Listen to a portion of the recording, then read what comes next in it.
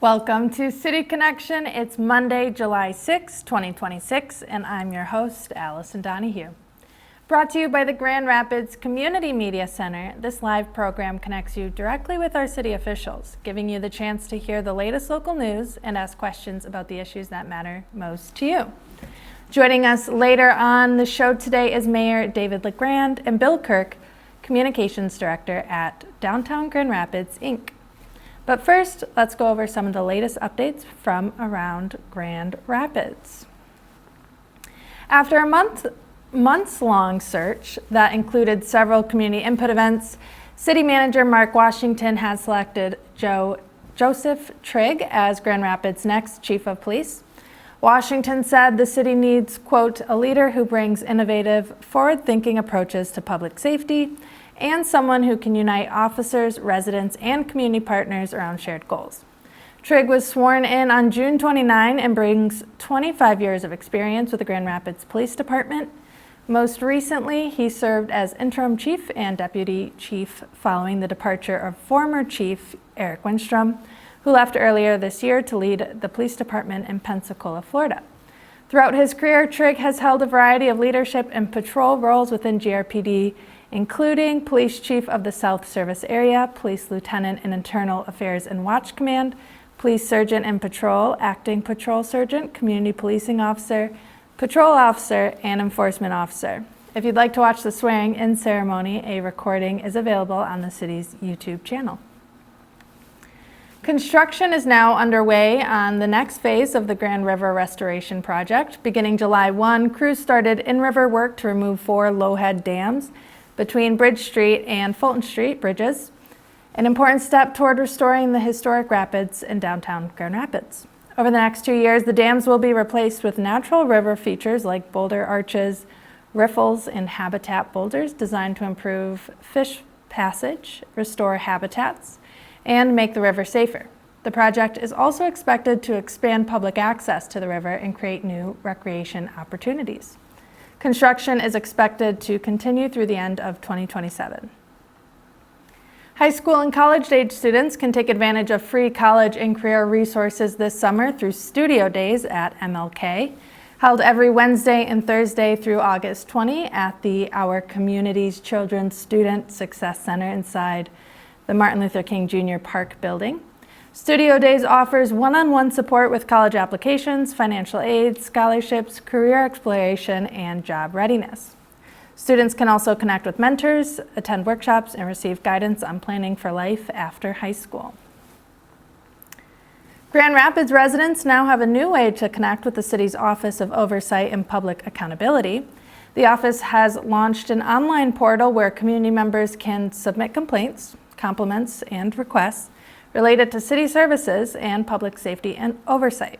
The new system is designed to make it easier for residents to share concerns, recognize positive interactions with city employees, and ask questions and track the status of their submissions. City leaders say the portal is another step toward improving transparency, accountability, and communication between local government and the community. Residents can access the new portal through the city's website.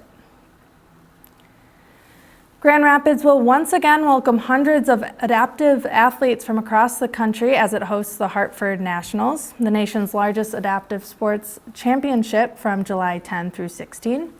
More than 400 athletes will compete in events including archery, para-powerlifting, para-triathlon, swimming, track and field, shooting, and wheelchair tennis at venues throughout the city. Hosted by the West Michigan Sports Commission and Mary Free Bred Wheelchair and Adaptive Sports, the championship showcases elite athletes with physical disabilities, visual impairments, and intellectual disabilities. Most competitions are free and open to the public, and organizers encourage community members to attend and cheer on the athletes throughout the week. We've gone through some hot days, Grand Rapids, but there are more ahead. Know where you can find relief from the heat.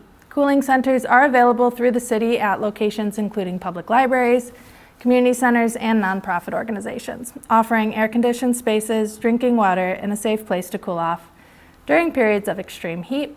A full list of cooling center locations and hours is available through the Grand Rapids Coalition to End Homelessness and by calling Michigan 211. The Grand Rapids Public Schools Board of Education has approved the sale of the former Stocking Elementary School building to Commonwealth Development Corporation for a mixed-income housing development. The decision differed from the district's administration's recommendation, which had favored a proposal from the West Grand Neighborhood Association. Board members cited Commonwealth's experience with affordable housing development and confidence in the project's long-term viability. The redevelopment is expected to transform the vacant school into new housing while preserving portions of the historic building. The sale is part of GRPS's broader effort to repurpose former school properties through its Reimagined GRPS initiative.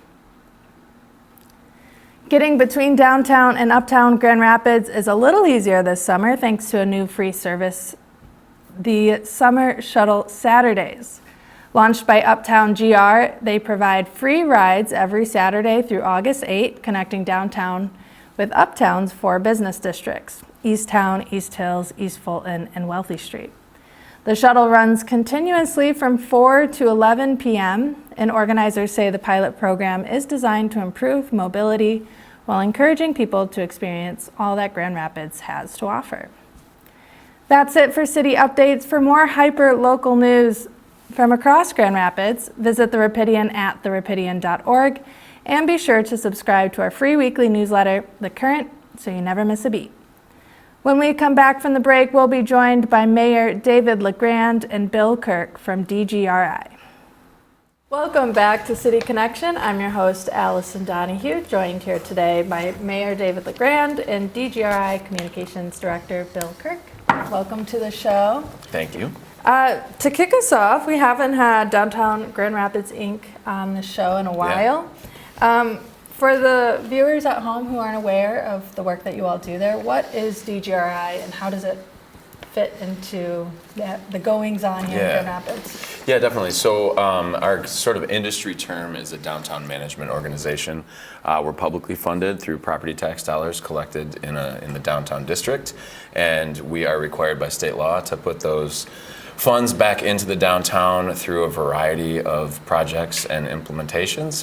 That can look like infrastructure as basic as street and sewers, or things as fun as exciting as World of Winter. So the real goal for what we do is to make downtown Grand Rapids a place where people want to be, where people want to live, make it a place that's pleasant to work. So it's called placemaking in general is the term that's used a lot. But so and our budget goes through a board of directors that the mayor sits on, and ultimately is approved by the city commission. But we just try to make downtown a place where everyone feels welcome and wants to come back.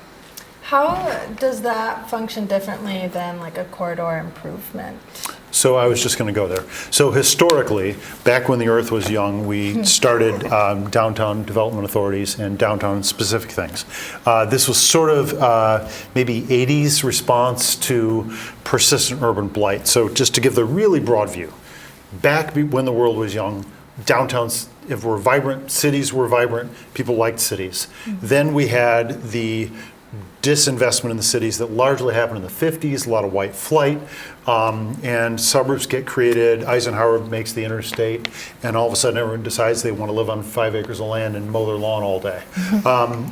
So there was this conversation about like, okay, so how do we get the city center to look vibrant? And downtown Grand Rapids is just one example of lots of every big city I know of has a mechanism like this to focus, reinvest money in the downtown corridor. Now, fast forward to the 2000s, and a lot of neighborhoods said, what are we, chopped liver? Like, why can't we have this? Why can't we have nice things too? And so out of that was born the conversation about neighborhood associations getting things like corridor improvement districts and bids to do in neighborhoods kind of what we did in downtown. Now, the final exciting step is that we're all starting to have this energized conversation about seeing downtown not just as a downtown, but as one of many neighborhoods. So it's our biggest neighborhood in terms of like how many people work there, and geographically it's probably one of our biggest neighborhoods.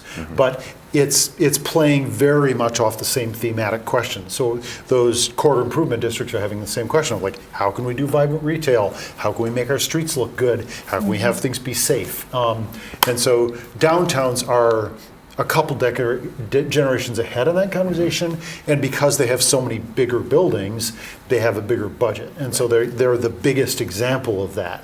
But they're an idea that's been replicated. But now to put it in it's sort of come full circle, because as Bill said, when I ran Four Friends Coffee House back in the 90s with friends, there were like 3 people who lived downtown that I knew of. It was like, they'd be like, oh, you know that building down in Monroe Mall? Well, turns out there's 3 condos above it. And you're like, oh, that's weird. I didn't know that. So there'd be a few like, early adopters who bravely lived downtown and were fighting the trends. Well, now there are thousands of people living downtown. We've got goals to have thousands more live downtown. We've got major office to housing conversions going on. And that feels exciting to me, because it really does bring us to the place where downtown is one of our cool, neat neighborhoods, but not the only cool, neat neighborhood. So I think it's exciting. Yeah, making downtown a neighborhood was one of the goals set in the Grand Rapids Forward Plan and made in 2015. I'd like to talk a little bit more about that plan. Yeah. What is the Grand Rapids Forward Plan, and how did it come to be? Yeah, so I'm sure a lot of viewers are aware that there's a lot of different master planning that goes on within city government. So that can be a master plan for the park system, or a master plan for the whole city, like that was recently completed. Back in the late 90s, early 2000s, there was a master plan for downtown specifically, and that hadn't been updated in a while. So GR Forward was started in about 2013 to update that plan, kind of reflect new development and new context to downtown, and try to cast a vision for what downtown could be over the next 10 years, dating back to 2015. And as you mentioned, one of the goals was building a more of a neighborhood downtown. But the necessity for that effort was just that so much context had changed since the last time a plan had been done. So we took the opportunity to go out and engage with as many people as we could, and see what people wanted their downtown to look like over the next 10, 20 years. Yeah, I believe I saw like 4,400 folks were included in that, creating that plan. We are 10 years and some change into the future now. I have the goals in front of me here. One of the goals was restoring the river and creating, connecting people through the river. Yep. Creating a true downtown neighborhood that's home to a diverse population. Implementing a 21st century mobility strategy, and expanding job opportunities and continued vitality of the local economy.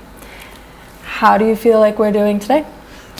I mean, I feel like we're doing great. For every single one of those, I can tell you, wow, we've got to do this, this, this, and this. So I think we know what our next steps are, but like, it's just, you'd have to really have not been paying much attention to not have seen the transformational work being done on the river, and it's integrated. So like when the museum decides they're going to do something, well, they've got a whole plan to bring people actually physically down to the river and make it a classroom. Well, that's part of the river, and then the next 50 yards along, there's something else going on, and so we really.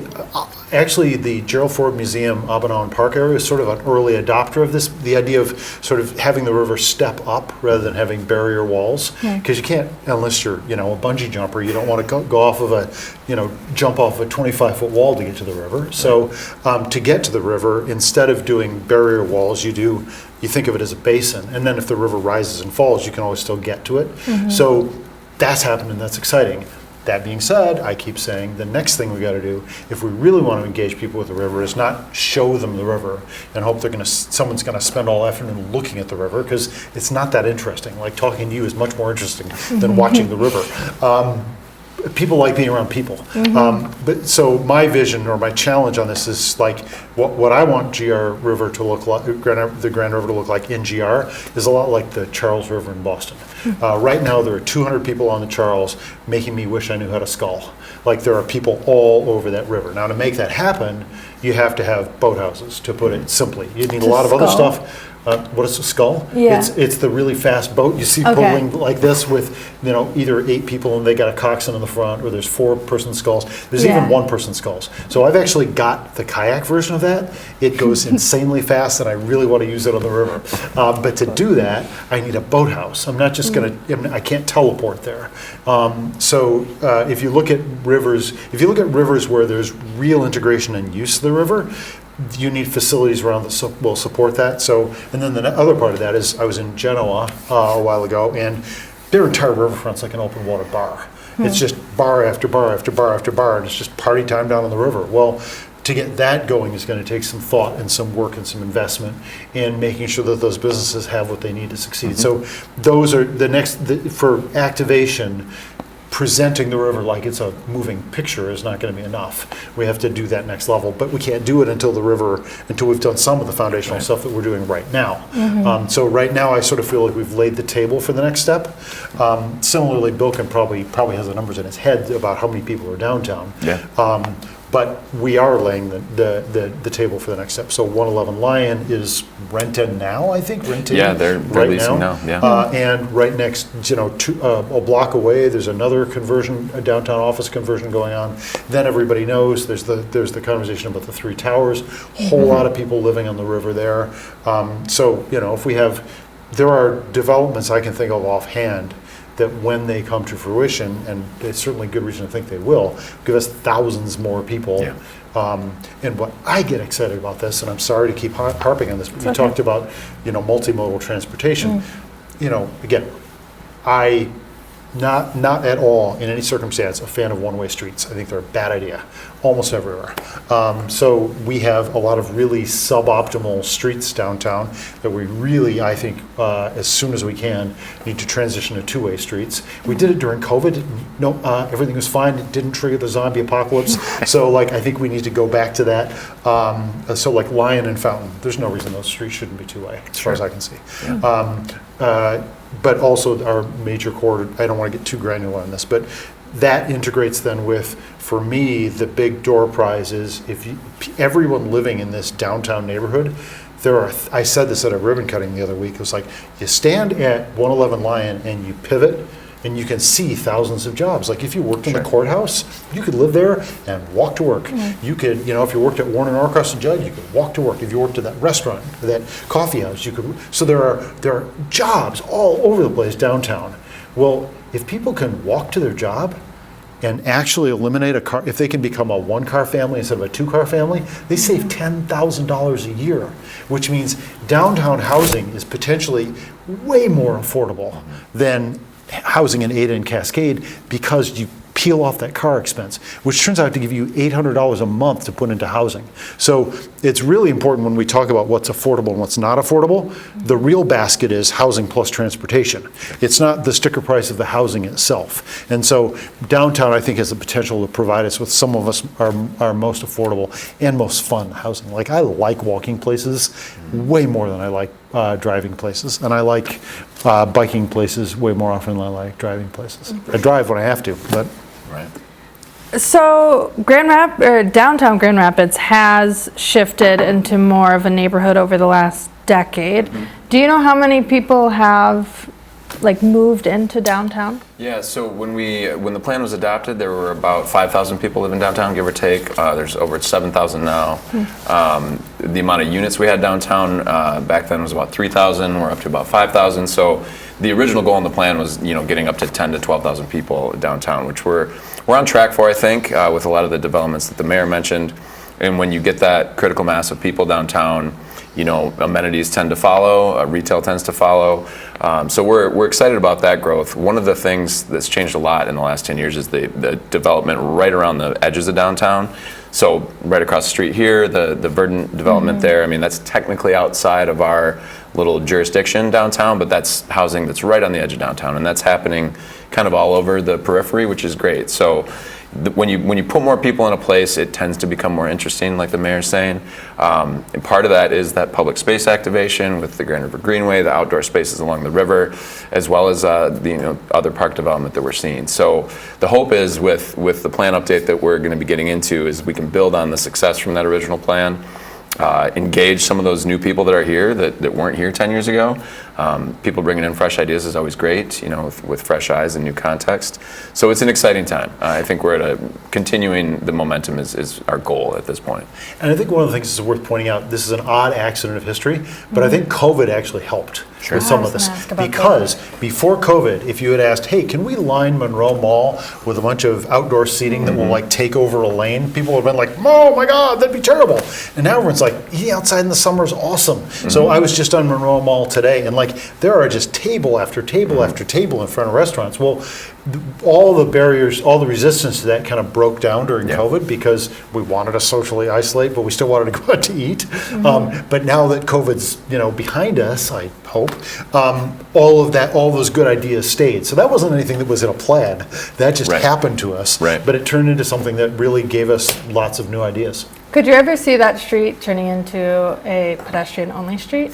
I started Four Friends when it was a pedestrian-only street, and we spent a lot of money converting it away from that. Okay. I think so. I'm not at all car hostile. I think that the ability to get your car to something if you really have to is very very valuable. So my intuition is that like it's functionally a one-lane, one-way, very slow, not dangerous for pedestrians, not dangerous for cyclists street right now. To my eyes, it kind of looks perfect right now. So, never say never, but boy, it ticks all the boxes I want. Lots of bustling people, pedestrians feel safe, lots of activity going on. Like if you're in Rosa Parks Circle and you're doing the samba dances or whatever they do on Tuesday night, like every time I go by Rosa Parks Circle in the summer, I'm like, wow, there are 2,000 people dancing. That's kind of cool. Right? Yeah. Well, those people don't feel scared to go across the street to the Thai restaurant because nobody's driving up that street at more than 10 miles an hour. So it's as close. So what would you get from it, right? Like we've already got sidewalks, we've already got tons of pedestrians. So by actually removing cars, I think you might make it feel less welcoming. And at the end of the day, cities are for people. You want people to feel welcome, you want them to feel like they can do what they want to do. And even if they don't need a car, the ability to use a car in that situation probably psychologically matters. That's my intuition. I don't know if... Well, and there's flexibility there. We, not just DJI, but other event producers, at different times throughout the year, will close down sections of Monroe Center to make it just kind of a pedestrian place. I'm dating myself now, too. I remember when Blues on the Mall was actually on the mall, and it wasn't a street. So that's one of the things, though, that I think, getting back to the COVID, some of the COVID interventions too, we like to pilot things and see how they work, and things that work well, we can try to make more permanent. So having that flexibility is nice to have downtown. So I can't speak for whether or not that'll ever be, not a car street or whatever, but I do like the fact that we have the flexibility now to sometimes make it pedestrian only. We've looked back at the goals set 10 years ago and how we're going to continue those going forward. For folks that want to get involved, will there be opportunity for community input in this new rendition of the... Absolutely, yeah. So we just did a sort of a public kickoff of this update near the end of June. Did a couple community events, or actually just kind of tagged along with a couple community events. Reading in the Park, we did one of those, and a couple others. So we've got some surveys that happen and some interactions that can happen at those events. We'll be doing those throughout the summer into the fall, and really throughout the whole plan process. We do have a website, corepriorities.com, that you can go on there and take a survey, a digital survey, so anyone can participate from anywhere. But we definitely want to be engaging with as many, just anybody from residents to workers to business owners, visitors, really anybody that has a stake in downtown, which in our opinion is everybody. So yeah, we want as much input as we can get for people to let us know what they're looking for in the future downtown. And that being said, you can always come to City Commission and talk to us at City Commission nights, right? So if you don't know how to find a way to say something, you can always come up public comment. One of my friends who lives in the Plaza Towers came down to a City Commission and said, why aren't you guys shoveling the sidewalks on the bridge? And he was absolutely right. Like that was a city thing. We should have been shoveling them. I actually walked across them and I was like, man, there are a lot of people. I've seen a lot of footprints on this bridge. There are people crossing. There's no snow removal. So like keeping those visions of like how downtown can be better, you can always come to City Commission and talk to us about it, because good ideas are good ideas. Yeah. Yeah, you can't get more direct than standing right there and Right. asking for help. Of the goals set, where do you feel like we are the strongest currently, and what goal do you think is going to need a little bit extra work in this? Yeah, that's a great question. I think, so goal 5 was all about public space activation and reinvesting in our public spaces. I think we've made a lot of progress there. One of the sort of sub goals in that section was activating the events calendar year round. If you rewind back to 2015, there were certainly quite a few events, but the calendar was much spottier. You know, there would be these dead spaces in the fall and the winter time. So we were able to do some activations with things like World of Winter. A lot of great creative event producers came out of the woodwork to activate the event calendar. So that's really good to see that pretty much any time downtown you can find something to do, a public outdoor event generally. So a lot of progress there, a lot of investment in those public spaces where those events take place. The mayor mentioned a lot of the park space and open space development along the Grand River, which has been fantastic. Places like Lion Square, the amphitheater now has a couple acres of park space there. So that's been a really, I think the public space activation, I think that goal, we really did a great job there. As I mentioned before, I think there's still work to be done in growing the residential population downtown. And then the 4th goal was about, local economic vitality. We've been over the years kind of tweaking different grant programs that we have, trying to help businesses get started downtown, trying to fill vacant storefronts. So over the years we've had some success there. That kind of ebbs and flows. Certainly COVID had a big impact on retail. Now we're at a place where we're trying to tune our grant programs to be more in line with what other organizations are doing as well. There's a lot of organizations downtown giving economic support to businesses. So rather than the Chamber of Commerce doing this and GROW doing that and Downtown Grand Rapids Inc. doing this, we're all talking to each other now and trying to complement the resources that are being distributed. So I think there's still work to do there. And then on the mobility side, the mayor mentioned things like our one-way streets downtown, certainly our public transportation options. We've added micromobility, but we've had to reduce some service in other places as a city. So I think there's progress to be made there. The good news is, I think more people are paying attention. I think different parties that needed to be talking to each other 10 years ago that weren't are now. So if I had to pick a couple spots where I'd love to see some progress, it would be on the mobility front, on the small business and local business front, and getting more people to live downtown as well. Great. It is, thanks for taking my questions, but it's time now for us to take another break. And when we return, we'll be answering questions from viewers like you. To take part in the conversation, send in a question to cityconnection@grcmc.org or submit a question through the Rapidian's Instagram story @The Rapidian.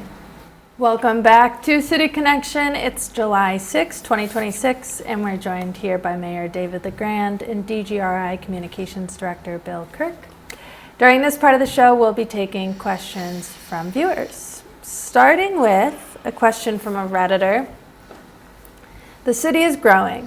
With the addition of the amphitheater and the possibility of a soccer stadium, it would seem like a more robust public transportation system would be in order.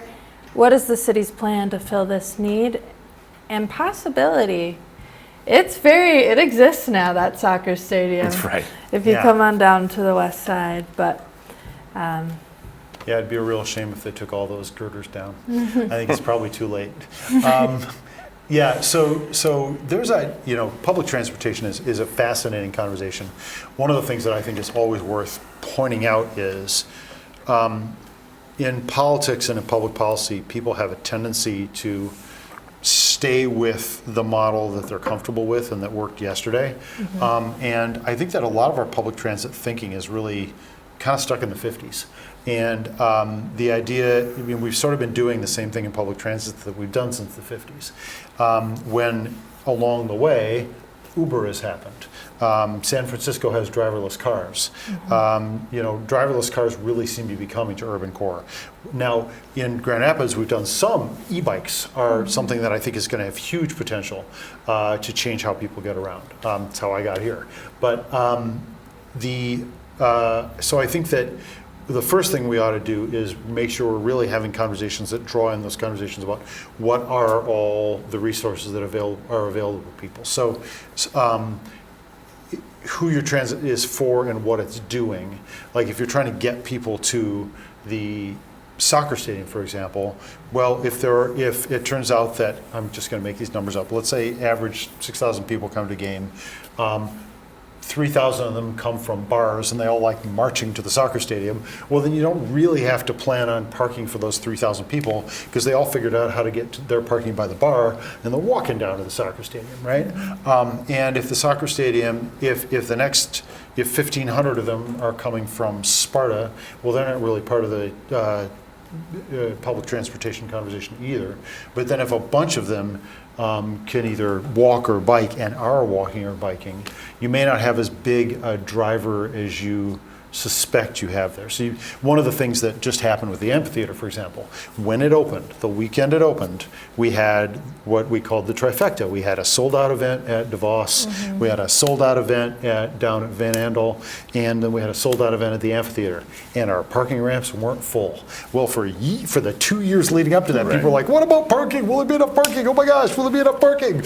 And it, like, all of that conversation just sort of stopped after that first concert because the proof of concept was there. Like, it worked. It worked for plenty of people. And, like, I walked with my 83-year-old grandmother down to the amphitheater. Like, that's how we got down there. It wasn't that hard. Not grandmother, mother. But there are people get creative about how they do these things, and so we don't want to be too monolithic. Now, that being said, if I can get a little more granular on this, one of the things that I'm hopeful about, we just had a reimagining of the dash buses. Now, imagine a world in which the dash bus came once an hour.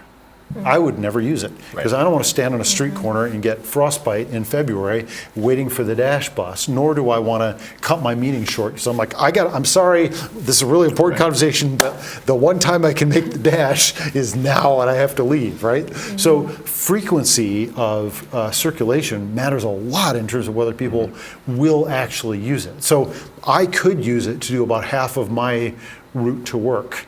But I'm not going to do that if it doesn't come very often, right? So I could walk past the thing. Well, if it comes every 6 minutes, I could be like, hey, I'm getting tired.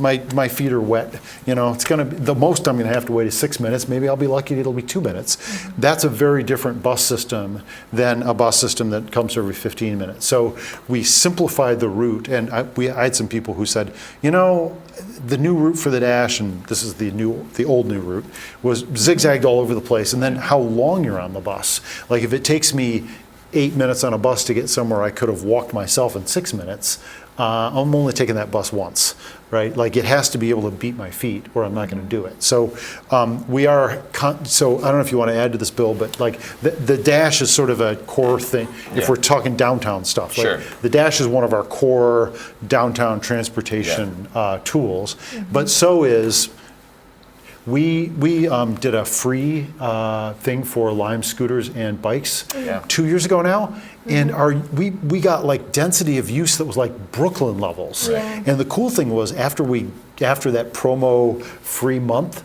you stayed up at this new high level. So I personally, I'm sort of a micro-mobility optimist. I think that people who haven't tried e-bikes don't know what they're missing. So when I finally talked my wife Melissa into getting on one because we were going to go buy her a new bike. She's like, I don't want one of those stinking e-bikes. And so she tried a couple other bikes and then she got on the e-bike. She's like, yep, okay, buying that one. And my chief of staff the other day was like, just texted me out of the blue. It's like, I get what you've been saying about e-bikes now because I finally tried one. Like, they're awesome. You can get places without being sweaty. You can get places faster, like without, and you don't have to take this whole car thing with you to go, a mile or a mile and a half. So I think that we're going to see more and more and more people adopting what's essentially new technology. And so I think when we talk about public transportation, I would love to see a situation where we could actually help people get e-bikes in the city because, again, you're taking away the need for a car. You're taking away huge amounts of expense, and then they can do whatever they want. And public transit is awesome, and I'm a lifelong advocate for it. But always will be at a competitive disadvantage in some circumstances with some things that will be faster. Even really good public transportation systems don't always beat walking. They don't always beat taking an Uber. They don't always beat having your own car. And so making them efficient and making them meet people's needs is something we're never going to stop talking about. typical, yeah. But it's fascinating, but it's not like there's an answer to this. There's 20 things to consider. Yeah, this one's close to my heart. I used to work at the Rapid prior to my role at DGRI, so pretty familiar with the public transit landscape and the mayors on the Rapids board over there. So it is important for people to understand that there are things the city can do, and there are things that Downtown Grand Rapids Inc. can do, and then there are things that are within the purview of the Rapids. So great examples of what the city and DGRI partner on are things like the Dash and micromobility options, but the bus system itself is a separate entity. So for the reader's question, I think I would say, as far as plans go, they did recently, the Rapid completed a comprehensive plan recently that's got some good ideas in it. One of the things that I think transportation systems in America always struggle with is investment. One of the primary ways that transit systems are funded is through the gas tax, which is kind of depending on the way you look at it, potentially a declining source of revenue. When you look at what cities were able to do back to the pandemic during COVID, there was more flexibility with funding sources during COVID for transit systems. So they could use pots of federal money that were typically reserved for building buildings and buying buses, and they could put that into service, just putting more service on the street, which gets to what the mayor was saying about having a bus come more frequently. So it's a difficult problem to solve. But in general, I think, like a lot of these things, it requires more investment, and a lot of that is out of the hands of City Hall and/or Downtown Grand Rapids Inc. But yeah, it's definitely, I'm kind of an all of the above person. Let's have more micromobility options. Let's try to do more with things like the Dash, and let's also invest in our public transportation system. I want to make sure we get through Yeah, all the yeah, questions absolutely. today. So I might, I know. Yeah. We're going to get through them. Rapid fire, right? Rapid Yeah. fire. You recently received vast criticism for the amphitheater. I'm guessing you as the mayor. Why did you and Mark Washington grant a variance for them, but not for other venues like Frederick Meyer Gardens? What actual changes have you made to align with the findings of the noise pollution study? Your official statement on the matter was vague. Wow. So there's a lot there. I don't know if they mean a variance like concerts are allowed to go past. Okay, so I think there's a general noise ordinance thing in the city. So like, how loud can you have a party in your own backyard for your 30th birthday, right? Like there's that. And then there's like, how long can an amphitheater go? Well, if you're going to actually run a concert venue, you can't use the same rules on a concert venue that you use on parties in people's backyards. So that's the first simple answer. The second is, there's lots of planning and sound engineering and all the stuff that goes into building the amphitheater. And then there's, okay, we turned it on, so to speak. Now, how do we think about this thing that's actually going on? And those when, rather vague, right? Like we're a few weeks into this right now, and we're still finding out, like, oh, turns out if, under these atmospheric conditions, this happens, or, if the speakers are placed over here, this happens. And so, and also, it's true that, like, there are things that are planned around the amphitheater right now that don't exist yet, like bunches of big buildings. Well, lots of big buildings are going to be really effective sound barriers, but not until they exist. So again, a lot of complexity here. So, we're in the beginning of a whole long shakedown period. I mean, back in the day, and I'm gonna date myself, but one of the things that you always got told about an engine was you had a break-in period. Like if you bought a new car, you had to like go drive it carefully for a while and like see and change the oil a few extra times and all this stuff. Well, we're sort of in the break-in period in the amphitheater, and that's just, you start a new thing, you're gonna find out new stuff. Like, for example, we found out we don't have a parking problem. Maybe we would, nobody was sure we weren't. We really tried to make sure. But it's also true that I can virtually promise you that there will be some shifts in parking policy over time as we learn. Because just to say that we didn't have a crisis doesn't mean we can't figure out things that are better. There's a whole, sorry to get into this geeky conversation about parking, but like there's a whole conversation about like underutilized spaces where people could park behind buildings where people are doing 9-to-5 jobs, and how do we harness that, and how do we enable the people who own those parking spaces to get some shared revenue in the process, but also activate them for users of things like the amphitheater. Well, that's an exciting conversation. We're not going to finish it some Tuesday, and we're certainly not going to finish talking about the amphitheater next Tuesday either. I'm sure we're not even done talking about it today, but it is time. It's time now for us to take another break. When we return, we'll be taking more questions from the public. To City Connection, we're joined here by Mayor David LeGrand and DGRI Communications Director Bill Kirk, taking questions from the public. This question comes from Reddit. We got to get through all 7 of these before all right. in 10 minutes. So the city, DGRI, and the County Parks Department has built a lot of infrastructure in the last decade, with more under construction currently. However, this infrastructure remains fragmented. Will there be an emphasis on closing the often very small gaps in the network? Yes. Next question. I think I read this on Reddit earlier today, and I think they were referring to some of the river trail stuff. Yeah.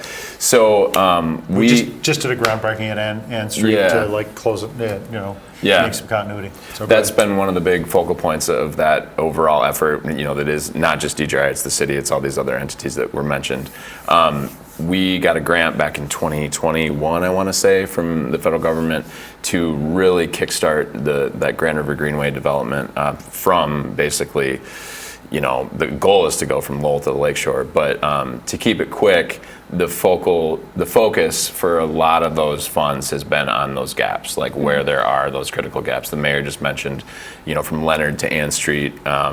Once you get to Riverside Park, it's great. You got a lot of connectivity to the White Pine Trail and to other places, but there was some of those missing pieces. So that's where a lot of those dollars have been invested in those missing pieces. There's certainly a long way to go on certain sections, but to the Redditor's comment, that is definitely like a priority of the overall investment.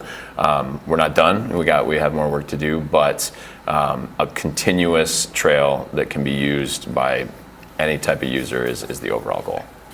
That being said, one of the things I've been saying recently about design principles in the city for things like bike lanes is it seems to me we want 4 characteristics. Continuity, consistency, so bike lane should look like a bike lane, should look like a bike lane. Should be as cheap as possible, and it should ideally be reversible. So you try bike lanes, and if they give you consequences you weren't anticipating, then you can back up.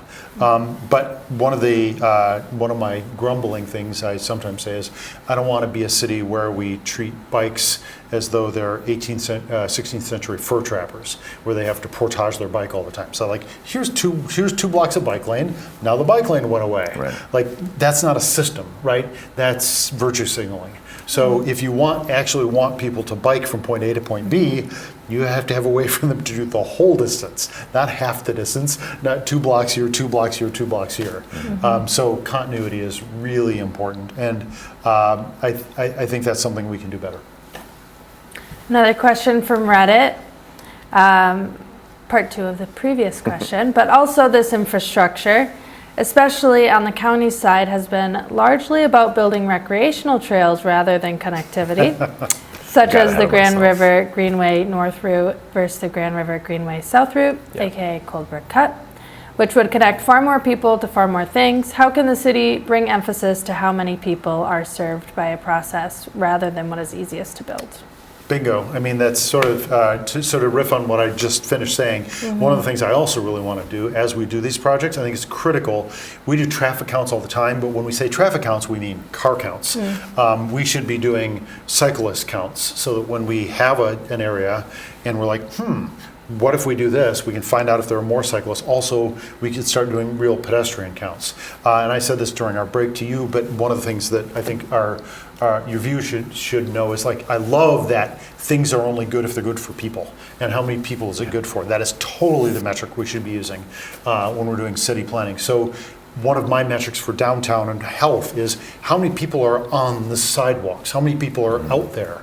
And if the answer is not many, then you've got something that people don't really seem to be consuming in the way that you would hope people would consume. So, if you look at a city that you're like, wow, this city's awesome, one of the characteristics that goes along with that is a lot of pedestrian activity. And so I think pedestrians are sort of our canary in the coal mine. So building things that pedestrians will find not threatening will make people feel more like they're willing to walk somewhere. And you don't get in this trap of thinking that something is desirable because there haven't been, for example, accidents. Because by that metric, 28th Street looks like a great place to go for a walk. Because we probably haven't had any pedestrian accidents on 28th Street recently. That's because no one in their right mind would walk on 28th Street. Right? That doesn't make it pedestrian heaven. That means pedestrian. We hardly ever have pedestrian incidents in the 96. Very rare. Doesn't mean it's a great place to go for a walk. No good crosswalks there. Yeah. One thing I'll add to that, because they did mention the cold brick cut, which I think is a great idea. And I talked about the federal funding that's going towards the Grand River Greenway. That had a clock on it. We had to spend all that money by the end of 2026. So those funds had to go to projects that were kind of ready to go. But ideas like the cold brick cut, and then there's work going on the Oxford Trail that connects into the Roosevelt Park and Black Hills neighborhood. There's extensions being studied from those connections that can get further into the southeast side along Plaster Creek and Silver Creek. So that's being talked about, that's being planned. There are public engagement opportunities around those efforts too. But that's kind of like the next phase of connecting, the Grand River Greenway projects to the neighborhoods. So it's not just this path that runs along a river corridor. There's meaningful connections from the neighborhoods as well. If people want to follow this process, Yeah. what's a good... If you go to grandriver.network, you can track on all these projects up and down the Greenway into the neighborhoods and throughout the county. Cool.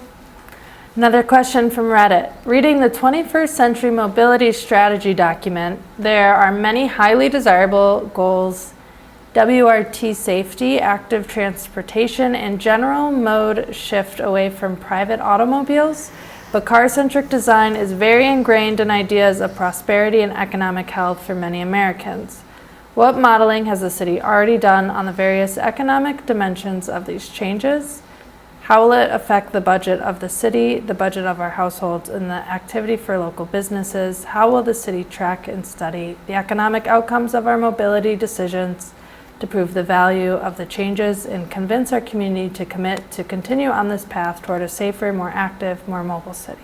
This is right in the mayor's strike zone, so I'm just going to sit back and drink my water. Yeah. So the answer is, when you have something like this and you want to, again, one of my jokes often is, we're all descended from the person that didn't go out of the cave when somebody said, "What's that noise outside?"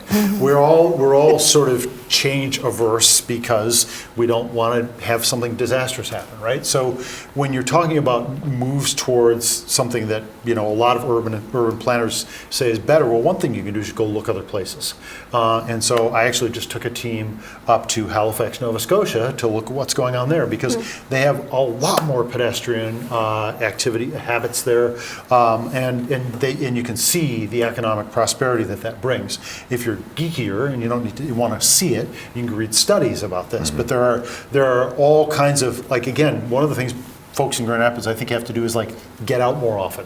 If you go to Europe, there are towns all over the place that have but they call it 20 is plenty, a vision of in the city limits, nothing goes more than 20 miles an hour. Well, they've seen the benefits from that, because it's not just your perception of safety is important, right? If you want to get somebody to go out and walk somewhere, you don't want to say, "Hey, take a chance on seeing what happens to you." You want people to feel like they're really comfortable doing that. Well, we all know what feels comfortable and what doesn't feel comfortable. I don't go for walks on the side of 55-mile-an-hour roads if there's a really crummy side of the road, right? I want a nice shoulder, or ideally I don't want to be walking along a 55-mile-an-hour road. Well, I get nervous when cars around me are going speeds that I can't react to. And so generally one of the things that other cities have seen is if you slow things down. Now the other thing is the phrase "smell the coffee." Like, it turns out, imagine if you're driving by a bakery and you they could have the coolest thing baking right now. You're going to smell it if you're in this sealed metal unit that's going by it. Whereas if you're out and about, there's a reason people consume more local economy things if they're walking or biking, because they experience them. Now, and they can stop their trip a lot easier, right? You know, my feet take 0 parking spaces. Now, the other part of this is flipping on its head that idea that a car equals prosperity, which is why I kind of said earlier, like, cars equal a $10,000 commitment of your money every year that you could be putting to something else. So I tend to think exactly the opposite. And so, like, just the drumbeat of pointing out, like, $10,000 per car. Like, that's a lot of money, unless you're Bill Gates. Like, for anybody sub-heart surgeon level, like, 10 grand is still real money. Like, if you came along, if I came to Bill and said, hey, Bill, we want a $10,000 raise next year, he'd be happy. Take it. Right? Like, that would come up in conversation at dinner tonight. Like, you have to be really rich to not care about $10,000 a year. Yep. I think we've got time for one more question. What is the plan for affordable housing? There seems to be a divide between higher and lower class, with higher class being able to afford housing, lower income getting vouchers. What about middle to lower middle income households? Rent especially seems to be a huge issue. Great question. First of all, the end sentence there is right. When we talk about affordable housing, I often say we can talk about whether it's affordable to buy a house, but where the rubber meets the road for so many people living here in Grand Rapids, the question is, how much does it cost me to rent an apartment X, Y, or Z? Now, I think so. And yes, they also reference what we sometimes call the missing middle.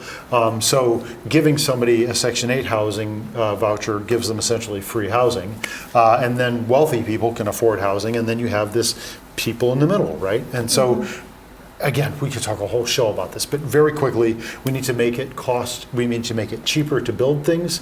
We need to lower some of the costs, some of the regulatory costs we put on rental properties generally, and we just need to build a lot more stuff, because as you build more things, think about a new car versus a used car. Lots of people get used cars because new cars are expensive. So as we build things, we also are going to have things getting older and older and older, and those older and older things are more affordable. My house is 120 years old. It's a lot more affordable than if I were to try to build that house right now. So the beautiful thing cities have is a lot of infrastructure, which is actually getting older and hence cheaper every year. So so we have to keep priming the pump. We have to keep building more things. And there's Jerusalem Dempsis. If anybody wants to go read somebody who's talking intelligently about this, she's a great columnist, writes about this stuff. You can buy her book on Amazon. But there's so much complexity in the housing conversation. So to say what is the plan? Well, that's sort of a monolithic word. We have to have 20 really good ideas, and to get those 20 really good ideas, we have to probably have 90 bad ideas to get the 20 good ones. So it's an issue that I think everybody should be urgent about, everybody should be thinking about, everybody should be educating themselves about, and everyone should be considering taking action on, because this is not something that is somebody else's problem.